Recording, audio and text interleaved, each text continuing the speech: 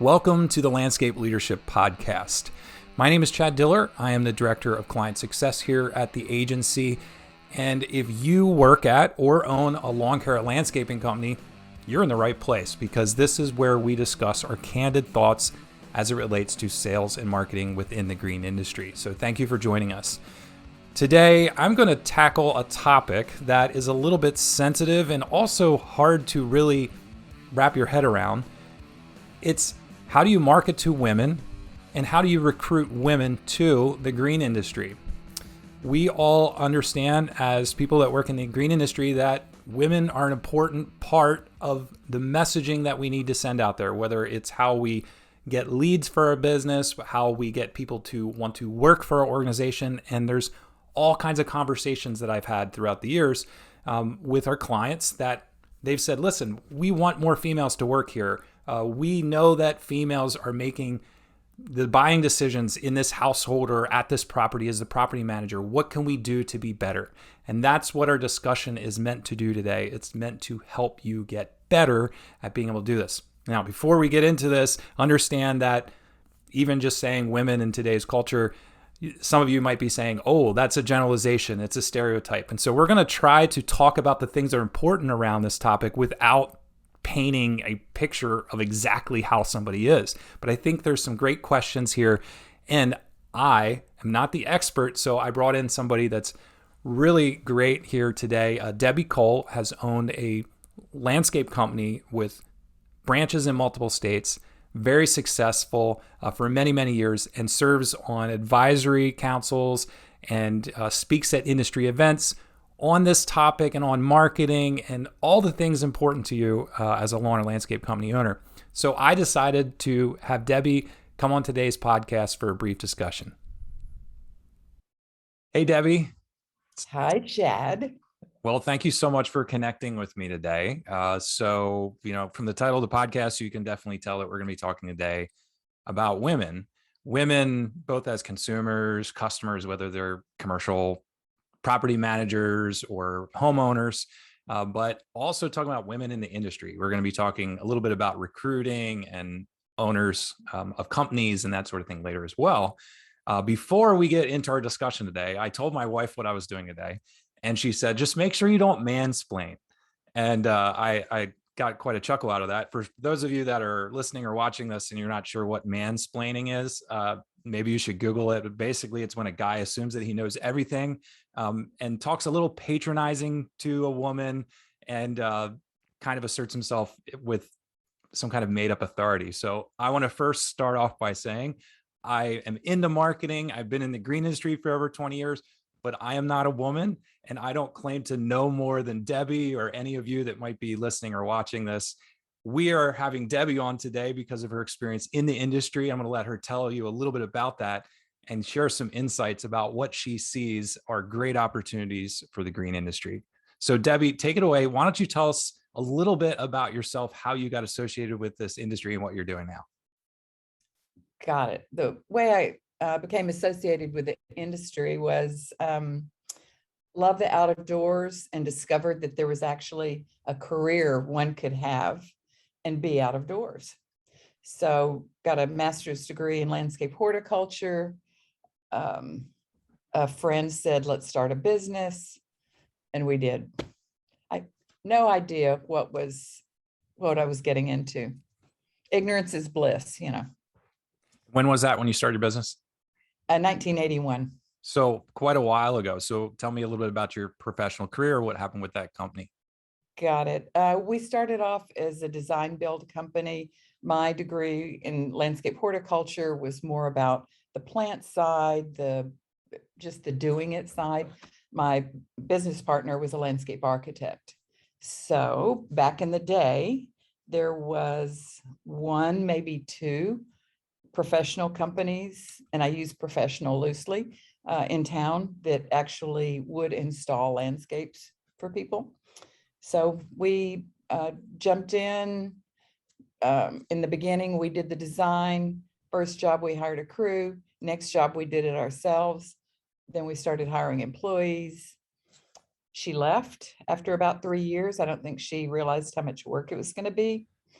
but we'd gotten into commercial side by then. And we grew from 2 people to, when I left in 2017, there were almost 500 employees. Wow. So very large, very successful company. Where was your company based out of? We were based in Austin, Texas, which is where I live.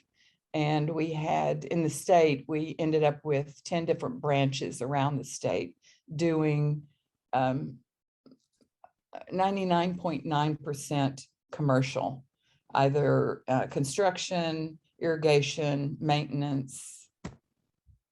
All right. And so you've had a long, successful career Yeah. in the landscape industry and probably have met a lot of other females in the industry, owners, people of all different types of positions.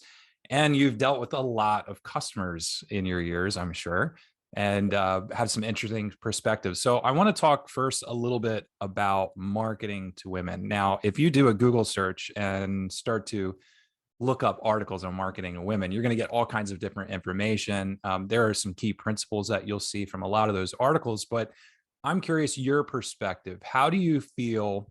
Number one, what is the big mistakes that you see the landscape industry, because it's a male dominated industry primarily? What do Right. you see people, companies in the industry doing that? I don't say necessarily they're making huge mistakes, but they're missing opportunities to market effectively to women. Well, I'm going to take, and I know this may be a little bit of a surprise, but I'm going to take a bit of a different tack here and Okay. say that yes, I was a female in a male dominated industry. And initially, the people I sold to, because I did a lot of the sales, were men, identified as men. However, in today's market, I think even more so, and I'm not getting away from your question, but I just It's want to okay. say that back then, I felt like I was pretty much gender blind, either to hiring people into the company, recruiting people, selling to people. From my perspective, it made no difference, male or female, how people identified then, because I looked for what people needed, how I could either solve their problem, how my company could solve the problem, how we could help them. I don't think it's any different now, especially in a climate where gender diversity is really key. This is from my perspective. So I'm speaking as Debby Cole now. I'm not speaking for women, for the industry, speaking for me. I think it's much more important to be aware of selling to individuals and finding their needs rather than just what does a woman need, what does a man need, because gender is very fluid now. People are Yeah. much more comfortable. Yeah. And as we talk about this, I don't want to stereotype, because that would be horrible to do that as well. And even verging on generalization sometimes, like as I talk about, women are this way compared to the way men are. There's no set rules anymore. And I don't think there ever were any set rules. But as we look at like the traditional advertising and marketing of the 1950s and how they portrayed women Yes. in advertising, I'm not saying that the landscape industry is doing that. I'm saying that a male dominated industry might be slanted towards one way or another with how they feel they should communicate what's important to their consumers. So have you seen any shifts with that, or are there any things that you think that should be emphasized more, not as just because it's good for women, but it's because it's good for people of all types? And this is just kind of centering around this discussion, but I'm trying not to make these blanket statements. I know, and it's really sticky, Chad. It's really sticky because we all want to be sensitive to the needs of our customers, sensitive to the needs of employees or potential employees. So I feel like I'm, and I don't mean to hijack the conversation and take it completely down a different path. I just want to say that in my experience, And throughout all of my my tenure in the industry, I feel like being somewhat gender neutral has always been a benefit to me. And so I'm going to answer your question. I really am. I just want to say that it's very important, I think, to be cognizant of making assumptions. And I still do the same. I see someone, I see you, and I make a lot of assumptions about you. And I think that's where in marketing, in sales, in recruiting, I think that's where we need to be aware. I think heightened awareness around making assumptions, that because I see you and I think Chad identifies as a male, and just making all those assumptions. So I'm going to sell to you in a certain way. Yeah. It comes back to, from my perspective, listening to what that person's needs are, trying to decide. Now, you can do that when you're in the residential arena. So much easier to listen to someone and say, his or her or their needs are X. And so this is how I think I can help them or not help them. When you're in the commercial arena, you get something by email, send us a bid, and you don't have a clue. So maintaining that neutrality is even more important. I mean, and I've got stories that we could be here for hours talking about how I was perceived as a female in the industry. And so I was treated a certain way, or certain things were said to me, and how offensive it was. And it still goes on. Now, that being said, things are vastly improved. Looking at looking at marketing videos that you're involved in, or other people are involved in. People, it's a very diverse group of people. It's not all males. I was the only female in the Bobcat training class. When I bought a Bobcat, I wanted to learn how to drive it, so I took the training class. I was the only Good for female. you. But I didn't think of myself as, oh, I'm a woman in this class. I was just a person in the class wanting to know how to run the freaking Bobcat. Yeah. So things have improved. Things have improved. Yeah, let's talk a little bit about, you said about videos, and one of the ways that we connected is you actually asked, you're presenting at a conference, and we'll talk about that when we close today, how people can connect with you. But you had asked to show some videos that we've produced for some of our clients in your session, and I know that photography specifically is really near and dear to you. So as it relates to this topic of marketing to not just females, but females in a family unit, like in a residential setting, or even, we can go there with commercial too, like in a commercial setting.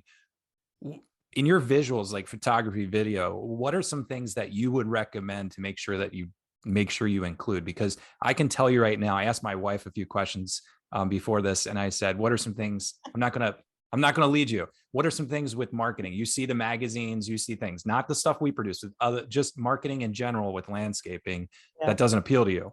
And she said, I don't want to see pictures of your trucks. I could care less about your trucks. And I think that's kind of a stereotypical old school green industry marketing tactic. Let's have a guy digging a hole. Let's have a big truck with a huge trailer with all kinds of equipment on it and that sort of thing. And again, she's not every female, but she is a woman that said, I don't care about that kind of stuff. So what are the things that visually people should communicate in their marketing? It's a blend. You can't show a landscape company without the trucks, the big equipment, specifically if you're trying to land a big commercial job. If you just show a bunch of people sitting around linking arms and singing Kumbaya, they're not going to hire you. They want to see your trucks. And so it's being aware of the audience, and that there's a diverse audience. Sometimes you don't know who that audience is. With a video, you put it out there on the internet, you don't know who's going to see it. You don't know what their background, what their gender identity is. So it's, I believe, important to appeal to a very broad base, So you do show the trucks, and you do such a good job. The video that I borrowed from you was just perfect, because it showed trucks and trailers, but the interactions the human interactions appeal to males, females, appeals to everyone. It's human nature to want to see people's faces. So a face, you look at magazine covers and 95% of them have faces on them. So faces and connections. How can you connect with that potential employee? If it's a recruiting video, how can you connect with that potential customer? That it's you and me doing this job together. It's not just the trucks and the big mowers. It's us. Yeah. And I think from a marketing perspective, it's the hard thing that I typically see is, you want to think about what is the generalized customer that you're marketing to. So if it's a traditional husband, wife, couple kids unit, you want to have that in a lot of your images, but you don't want that every image, because some couples don't have kids. There are same-sex couples. There are people of different diversities. It's to the point where you, like you said, you have to make sure that you're addressing everybody. You can't address everybody in every image and in every video, but you have to look at it and maybe get some outside perspective to see, are we a one-trick pony? Are we only doing something over and over and over again? Are we missing something entirely? Mm-hmm. I believe people want to work with people that they connect with, not just like them, but that they can connect with. So maybe I'm selling a job to face-to-face to a group of men, and it only happens to be people that appear to all identify as male. And so I may say different things. In a different way, but the basic message is still the same. I am here to help solve your problem, to help solve your problem. And the problem may not be a problem. It just may be a need, to fulfill your need. So I think one of the most offensive things, I will just say, this is only personally, one of the most offensive things is for people to make assumptions that because they're selling to me as someone who identifies as female, we're going to give her a pink hard hat on our construction. Yeah, I was going to ask you, that was my next question. I was going to say, what are some of the patronizing, offensive things that we need to be careful when we market to females? Well, this is just for me, because I have a friend who wears her pink hard hat proudly. So there is nothing wrong with pink hard hats. It is just an assumption. So it's maybe giving someone the choice. We have a selection of hard hats here. Which one would you like to wear on the job site? Yeah. So it's making assumptions that because I'm a female, I have no interest in driving a Bobcat. That when I sign up for a lawnmower repair course, that I'm going to have no earthly idea of what a lawnmower is. It's making assumptions. It's seeing someone and targeting and making assumptions. So when I was incoming president of the State Contractors Association, I was pregnant at the time. And it was suggested that maybe I wouldn't be able to fulfill my duties because I was pregnant. Goodness. Offensive. That's horrible. Yeah, it's horrible. Well, I guess it came from a place of caring about the organization, but it was very offensive to me. So, I mean, there are many more instances, but that's two of them. No pink hard hats, or maybe just as an option for a pink hard hat. Or that in a room, this still happens today. I hear this all the time. Men and there may be a woman who's an account manager, and she brings an assistant with her to a job meeting, and he's male. He identifies as male, and the client talks to him and not to her, and she's actually the account manager. So again, it's making assumptions, but we come with those. I mean, those of us that have been in the industry, we come with them. So it's just being aware now. Things are changing. If nothing else, if people are just aware in marketing, just being careful, just being sensitive to the audience. Yeah. So I want to talk a little bit about recruiting and women in the industry here in a little bit. But before we leave the topic of marketing, I know that you do a good amount of writing. You've written a few different books. And again, not to make stereotypes or generalizations, but one of the things that I've felt like as a marketer that I've gotten better with over the years is how I use words to describe emotion and empathy. And Mhm. I'm not saying that's a female skill, but I know a lot of guys. If I look at 20 of my guy friends, I would say 18 of them are just not very good at that. And it Yeah, doesn't come natural. And again, it's a yeah, generalization. It doesn't mean everybody's like that. It's something right. I've had to work towards. When it comes to writing, like the text on your website and your brochures, your literature, those types of things, what are some things that can appeal within writing to empathy and connection and the bigger pictures of life that women or many men that are actually in touch with their feelings would actually appreciate? Yeah, and I really I don't mean to be argumentative in any way and say we're not talking about the right thing. It's just that awareness. It's the awareness, whether it's writing or speaking. It's just being aware that we are speaking now to a big wide world of a diverse group of people. And that's really the first step. And it's not saying that anyone, male or female, have to be more empathetic. I was told once um, by someone I worked with, stop with this soft stuff. No more soft stuff. Well, it's not soft stuff. It's caring about your fellow human being. Yeah. And so I don't see that that's a male or female trait necessarily. I think it's a trait that, yeah, I mean, if we can get more in touch with connecting, and you said it very well, that can just connecting. How can I connect? How can I say what I want to say in a way that it will be heard? Yeah, I think it's about learning where your weak spots are as a person, because there are women that are very logical and there are guys that are very logical and vice versa with emoting and connecting and doing that sort of thing. And so I think it's all about just becoming self-aware and understanding where you're missing other people. Um, Exactly. yeah. And Precisely. I think it's really easy for us to look and say, like, let's look at Mad Men and the traditional advertising in the 50s and say, oh, this is horrible. Like all the women, we could actually make fun of it and say that, yeah, if the landscape industry did this, they'd have like women out cooking their meal at the outdoor kitchen and doing these sorts of things and just playing with children. But I think what you're saying is that we have to understand how society's changed and roles have changed. And, it could be a working professional. It could be the guy might be completely hands off with the landscape around his house. It could be all the woman, which, they do make a lot of the purchasing decisions in the household. And Exactly. we need to open our eyes a little bit as marketers or landscape company owners to make sure that we're seeing that perspective and not it's just a bunch of guys in a think tank that are thinking exactly the same.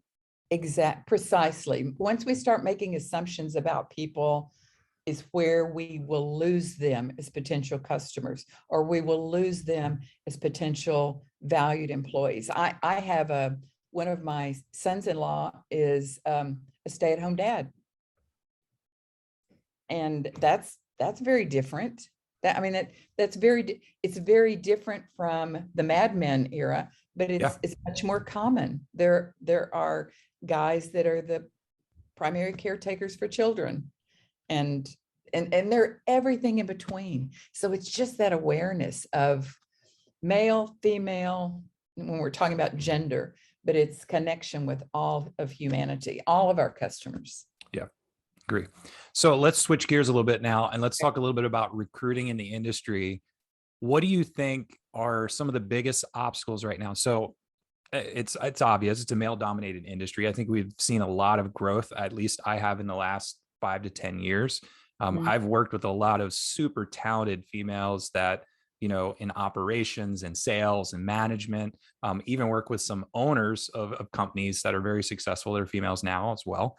And I think there's been a shift, but it's still an industry that has this, that I think the public has this perspective of. What are some of the big obstacles that you're seeing to get women into the green industry and also helping them to grow their career within the green industry?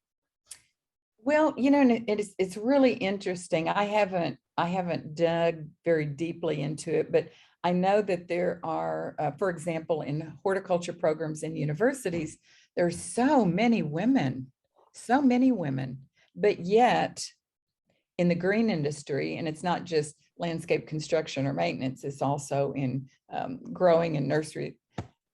It's still mostly men. So what happens? What are the barriers? I don't have the answer. I just have some observations. I know that using myself as an example, it is very labor, and I'm not talking about necessarily physically, labor intensive to be involved in the green industry. We're essentially a sun up to sundown business. For years, I never saw my neighbors because I left in the dark and I came home in the dark. I didn't even know who my neighbors were. And so that many women are still the primary caretakers for children and families, and it's tough to juggle that. So some of the barriers, women tend to feel like they have to make a choice. I'm generalizing now, Chad. So No, it's fine. It's I'm issues just, that have to be talked about. I'm just generalizing. Women still feel like they have to make a choice, and there's still companies, and I'm not going to say just landscape companies, but businesses that require women to make a choice. You can make a choice of your career or having a family. And so that's a barrier for women, for a lot of women that don't have a resource to help, either family or a partner or spouse or hired help to help them achieve both. Because women, we were told as I was growing up, you can have it all. Something's got to give, something. It's tough. Yeah, I think we've seen this trend. It's not necessarily addressed that fact specifically, but in many industries now, there's a move towards more flexible work environments. Yes. It used to be, like we work 7 to 5 every day. And well, the sun doesn't go down till 8, 9 o'clock sometimes of the year. So like, why do we have to continue doing what we've always done? If there's a group of people, whether it's primary caregivers that are female or male, or if whatever it might be, as an industry, how can we adapt to create more flexible conditions that still accomplish our goals, but also attract people that we want to work for us? And that is something I think that people should take a good hard look at. I do too. I think it's the flexibility toward family, and then also generationally, when people are hiring now, they're not hiring. If I were still in the business directly and hiring, I wouldn't be hiring people of my own age. I would be hiring people that were in their 20s and 30s. So those generational differences also have many different goals. And as you know, I mean, the generational divide is that's big too. So it's not only being aware of the fact that women often have many more balls to juggle.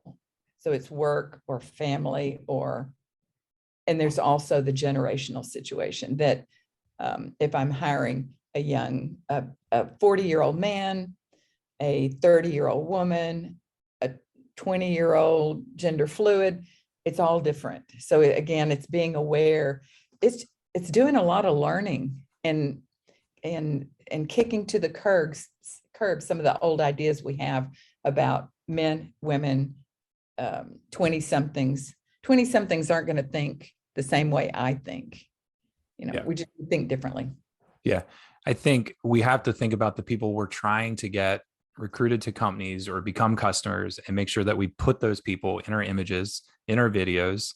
Yes. We can't have, 50-year-old white males as the workforce, or even Hispanic or whatever. Like, it's important to show that diversity, because when someone sees someone like themselves in the video or similar to them, Yes. then it removes that obstacle of, oh, I can do this. It might be on a subconscious level, Oh yeah. but it's important to do that.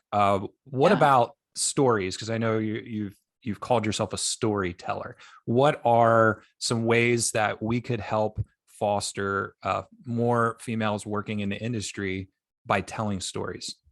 By images. I mean that, and I'm a visual storyteller as well as a textual storyteller. It's images using faces and bodies of people doing things, even in a video. Everybody loves children and puppies, things that people can relate to. Yeah. People can relate to. So in one of your videos, there's a woman in a safety vest speaking with a client, and subconsciously, if I'm 20 something and that woman is being portrayed as a leader in the company, or if there's a woman in a boardroom speaking before a group, I'm going to subconsciously think, oh, that's possible for me too. That may not actively happen, but that's just how our brain works. We see someone like us doing something we may aspire to. So here's a particular challenge. What if you own a landscape company and you don't have any females that work for you? What would you do in that instance? Like, how could you portray that? I was wondering if you had an answer. Oh, well, I have an opinion. Sure. I may not have, rather than something they should do, they could consider, and even if it's looking at it, and I'm sorry to say this, as a token fee, I'm not saying hire a token female, but my gosh, the statistics bear it out that having women on staff create a different kind of environment that flourishes and grows. So first step, hire somebody other than men. Yeah. Well, it's kind of like what comes first, the chicken or the egg. I mean, I think in marketing, recruiting materials, it isn't number one if you can authentically have people in those positions in the videos do it.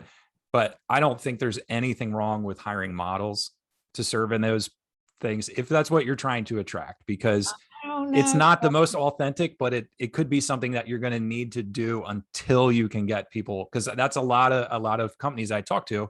They say, well, we don't have any females here. How do we show that females can be a technician? And it's a big hurdle. It's something that they might have to do that until they can get someone to agree to work there and be great at their job. Oh boy, we have to have a discussion about that. In the talk I gave yesterday, it was all anti-model and anti-stock photos. I'm just about being real.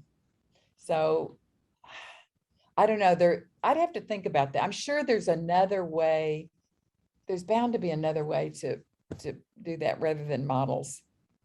I don't know. You're the marketing guru, Okay. All right. So my next question for you is, as it relates to having women not only in the industry, but having them grow in their career, fill different roles. What do you think the green industry needs to learn or can do better? Where's there opportunity to help females understand that this is a career? It's not just we're hiring you for this specific role, and how do you grow? And what have you seen over the last several years? Women, people that identify as women, love mentors and role models. So showing in a video or in a conversation, illustrating that that leadership potential is there. We have leaders in the company. And if you don't have leaders in the company, then the wording may be different, but illustrating how women can grow, and even talking about the industry, using role models within the industry. Maybe it's not in your company, but maybe it's in the industry that we celebrate and support. I'm not, but on committees with women leaders in NALP, or we support the Women in Leadership Network within NALP, or whatever is possible. But changes are happening. It's just we all need to get on that train to do it. Yeah, I think it's all about being purposeful. I mean, even if Yeah, you don't have a large female or people identify as female workforce in your company, to show that your leadership is active in those that support those, that highlight just this issue in general, and try to yeah, overcome the public's perception of the industry that it's a certain type of people that work here for a certain type of role. So right. you've owned a company for many years, and I know, whenever I'm like, oh, we have a female owned landscape company that's going to work with us, I'm excited because I love the different perspective that person brings um, to the table, and I've learned so much from them. And I've worked with we have marketing directors and coordinators that are females, and just the differing perspectives. I mean, every person's different, but I've just appreciated the variety from there. But there might be someone right now that is working in a landscape company and they have a passion like you do. Maybe they're account manager or on a crew or designer or whatever, and they're thinking, you know what, I want to go out on my own. I want to own my own landscape company. I know it's different today than it was years ago, but what's some advice that you could give someone that is looking to do that? To find a mentoring group, either a single mentor or a group of mentors. That's invaluable. Even though I was the only woman in a peer group when I was in the industry, having a peer group was very, very helpful. And if it's I'm middle management and I want to own a company, it's finding a mentor or just finding someone you can bounce ideas off of. And for example, the Women in Landscape Network that has the Facebook group through NALP, questions all the time, back and forth, lots of questions, lots of support. There are people out there to talk to and very willing to give support. And so I'd find a mentor. Yeah, I've been excited about, that group. I've seen them being more and more the forefront in the last 4 or 5 years in the industry and at events and that sort of thing. And it's growing, and there's people, joining that organization and also being on those committees. And I think that's a great recommendation. Yeah. And talk about being real. Oh my gosh. Some of the questions are just hilarious. They're questions that you'd never see in any other forum.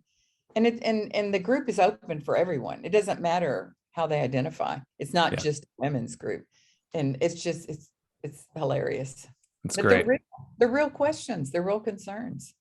Great. All right. Well, I want to wrap things up now, but give people an opportunity, because I know you have some speaking engagements coming up at some trade associations and different things. What do you have here on the near horizon where people can connect with you, or if they come upon this podcast past that event, what are some ways that they can connect with you, Debbie? I am very open to emails, and my email is Debbie.Cole, COLE @gmail.com.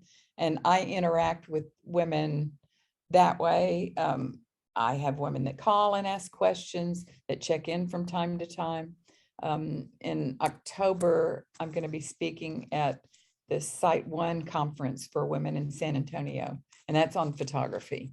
But it's all, I think it's all women speaking, but a lot of great women that are going to be giving talks. And that would, yeah. So that's the next one. All right. If you can't make it to the event on October 2021, how can we connect? How can the viewers and listeners connect with you on your website, maybe to book you for a speaking gig or to see where you're coming up in the future? Okay. I have 2 websites. One is for my writing and speaking, and that's Deborah Cole Connections, plural.com. I also have a photography website because that's my other passion. But that's DeborahColePhotography.com. All right. Well, thank you, Debbie. I appreciate you joining in today in the discussion. I hope I didn't mansplain on you or anything. And I really appreciate your perspectives on this. I've learned a lot today, and I hope our listeners and viewers have too. It's my pleasure, Chad. Thank you so much. Thanks again to Debbie for joining us today for this discussion. And thank you for tuning in and listening to this episode of the podcast. Again, it's all about inclusion and not making assumptions when it comes to marketing to women or people that identify as women, whether it's going to be your potential customer or someone that you want to work for your organization. I hope that you've taken some things from this podcast today that will spur on really great conversations within your team or your marketing agency that you work with. Thanks a lot for joining us. Have a really great day.